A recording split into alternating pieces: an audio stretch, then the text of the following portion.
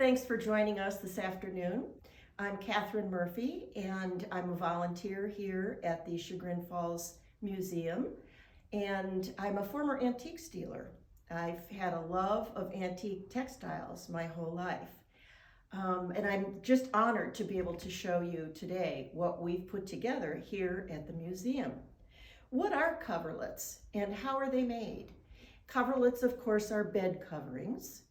And I suppose you would say maybe today we would call it a bedspread. It's unlike a quilt. A quilt is made from pieces of cloth, but a coverlet is made from scratch. The first grouping I'm going to talk about are the overshot coverlets, and we do have 3 of them to show you. The first one is right here in front of me. So overshot weaving started actually in Persia, as a lot of the weaving did, and it spread to other parts of the world. This overshot name means that when it was worked in a square, the threads from one block overshot to the next block. And when you see a coverlet in a geometric style, you'll know that it's overshot. So the overshots were pretty easy to make for the weaver. And I would say probably every region or maybe every county had a weaver. And he would have a shop and he would have his loom. So you would, of course, card your wool from your sheep or card your cotton if you grew cotton and bring that into him and pick out your colors and pick out your style. And in about 2 days, he'd have it done. And they usually cost about $1 to do that. And I'm talking about 1800. That's when in America they became popular. So look for the geometric pattern and you'll know that it's called overshot.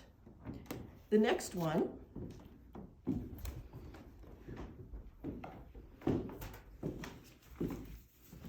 is this beautiful red one.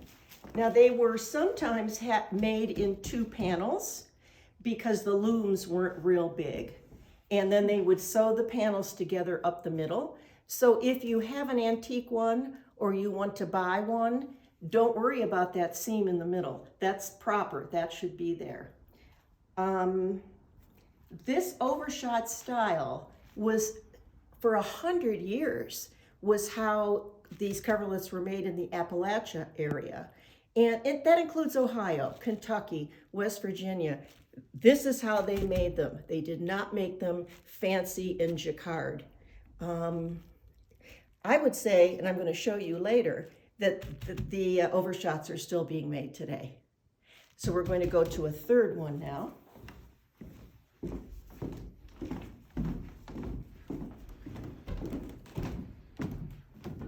Now the dyes are important. And people always say to me, look at how vivid the colors are. Look at that navy blue. How can they be so vivid? Well, the dyes that they used, and even in the Persian rugs from 500-600 years ago, those are vegetable dyes, and they stay in the fabric. So they had to import the indigo, and then the reds were from some dye called mutter, and they would import those, of course, from the Far East.